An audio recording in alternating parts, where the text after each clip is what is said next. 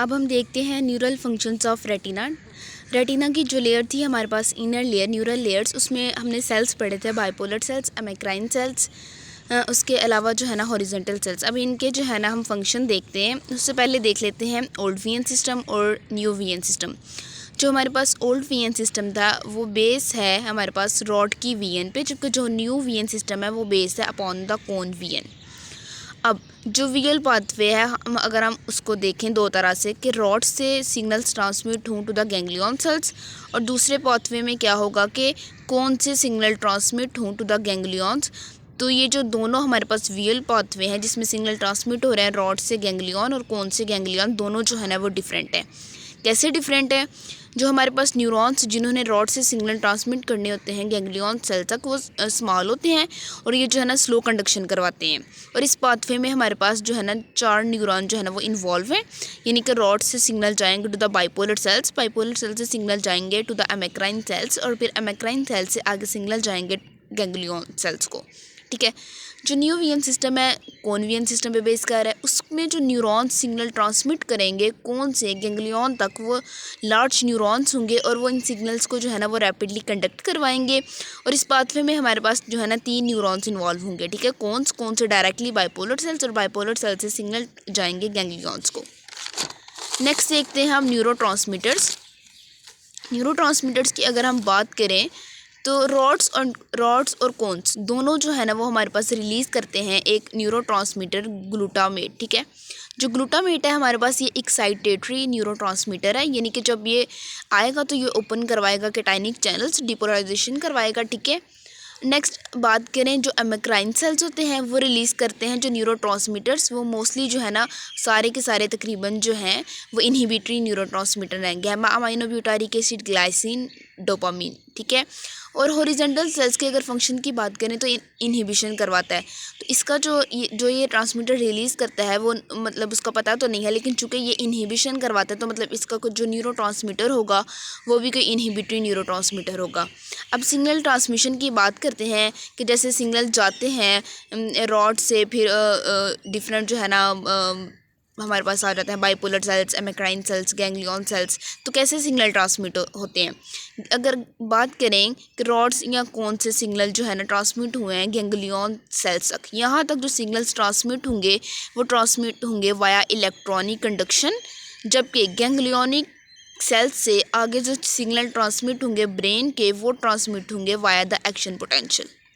अब इसका क्या फ़ायदा है कि जो रॉड या कौन से हमारे पास सिग्नल ट्रांसमिट हो रहे थे गैंग्लियनिक सेल्स को वाया द इलेक्ट्रॉनिक कंडक्शन। जो इलेक्ट्रॉनिक कंडक्शन है वो हमें पता है ग्रेडेड कंडक्शन है। अगर एक्शन पोटेंशियल से सिग्नल ट्रांसमिट होते गैंग्लियनिक सेल तक तो उसके लिए तो हमें थ्रेशोल्ड एक पूरा थ्रेशोल्ड पोटेंशियल चाहिए होता है, फिर एक्शन पोटेंशियल जनरेट होता है। लेकिन हाँ ऐसा नहीं होता, कभी लाइट इंटेंसिटी कम होती है, कभी लाइट इंटेंसिटी ज़्यादा होती है।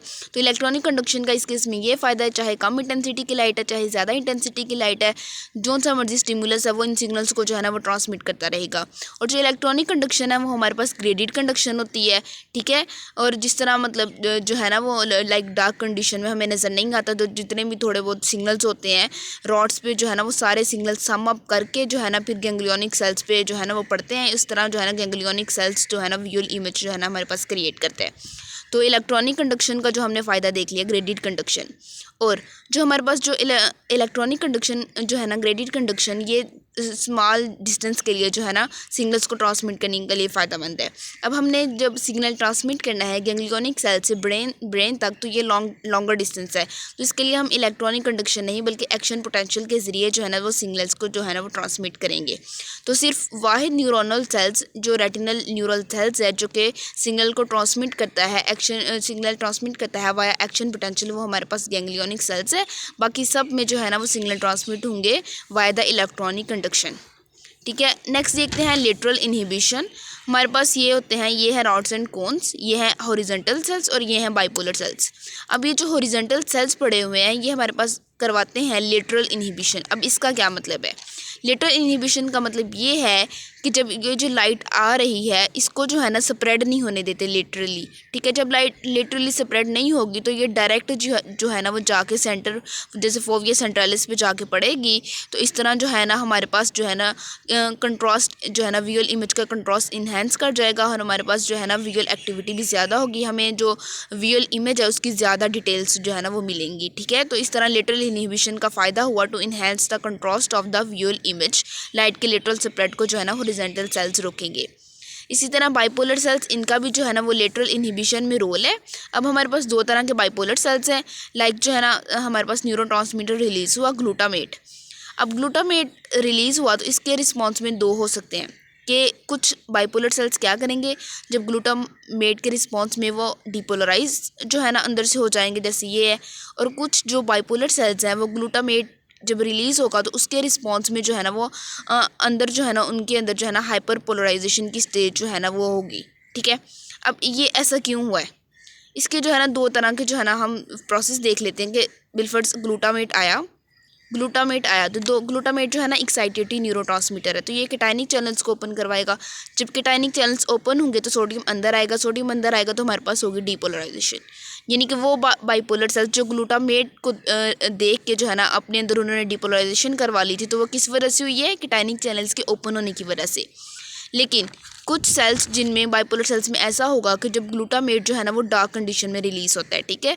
तो जो इनहिबिटरी जी प्रोटीन है वो एक्टिवेट होगी। वो इनहिबिटरी जी प्रोटीन हमारे पास जो है ना वो क्या करेगी, ये हमारे पास जो चैनल्स होते हैं केटाइनिक चैनल्स उनको ओपन नहीं होने देगी। जब वो ओपन नहीं होने होंगे तो केटाइन्स भी अंदर नहीं आएंगे, तो अंदर जो है ना वो नेगेटिविटी ही रहेगी, जिसे हम कहते हैं कि हाइपर पोलराइजेशन की स्टेज रहेगी। तो हाइपर पोलराइजेशन भी हमने देख लिया कि क्यों होगी, ठीक है। जैसे और ये बुक में बताया हुआ है कि जो हमारे पास ये न्यूरोट्रांसमीटर रिलीज़ हुआ है ग्लूटामेट, डायरेक्ट डिपोलराइजेशन किस केस में करवाएगा, अगर जो है ना डायरेक्टली ग्लूटामेट जो है ना वो बाइपोलर सेल्स पे जाके एक्ट करे तो वो डिपोलराइजेशन करवाएगा। लेकिन जिन बाइपोलर सेल्स को जो है ना जिन बाइपोलर सेल्स पे ये जाके इनडायरेक्टली एक्ट कर रहा है, लाइक इस केस में हॉरिजॉन्टल सेल्स बीच में आ गए हैं, तो हॉरिजॉन्टल सेल्स का फंक्शन क्या है, इनहिबिटरी फंक्शन है। तो ये क्या करवा देंगे, पोलैरिटी को रिवर्स करवा देंगे, तो इस हाइपर पोलराइजेशन की स्टेज जो है ना वो कॉज करवा देंगे।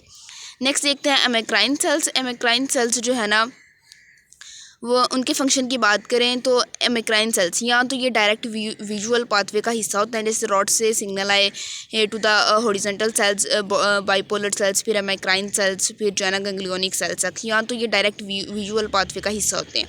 या ये ऐसा होता है कि जब विजुअल पाथवे के स्टार्ट में ये तो बहुत ज़्यादा जो है ना एक्टिव होती है, लेकिन बाद में जो है ना ये इनका जो फंक्शन जो है ना वो डाई ऑफ, मतलब कि स्टिमुलस इनका फंक्शन जो है ना वो डाई ऑफ होना शुरू हो जाता है। नेक्स्ट बात करें कि बाज़ औक़ात ऐसा होता है कि ये विजुअल पाथवे के एंड पे एक्टिव होता है, विजुअल पाथवे ख़त्म हो जाता है और उसके एंड पे जो है ना एक्टिव होते हैं, और उसके बाद भी जो है ना एक्टिव होने के बाद फिर दोबारा जो है ना इन फंक्शन जो है ना वो ख़त्म हो जाता है, फिर ये दोबारा इनएक्टिव हो जाते हैं। फोर्थ ये है कि stimulate when light intensity changes. जब लाइट इंटेंसिटी रैपिडली चेंज होती है तब ये स्टिमुलेट होती है, यानी कि एकदम अंधेरा हो या एकदम रोशनी हो तब ये सेल्स हमारे पास एमेक्राइन सेल्स जो है ना वो स्टिमुलेट होंगे। नेक्स्ट ये स्टिमुलेट होते हैं जब जो है ना डायरेक्शन चेंज हो, तो इन्हें हम इस वजह से डायरेक्शन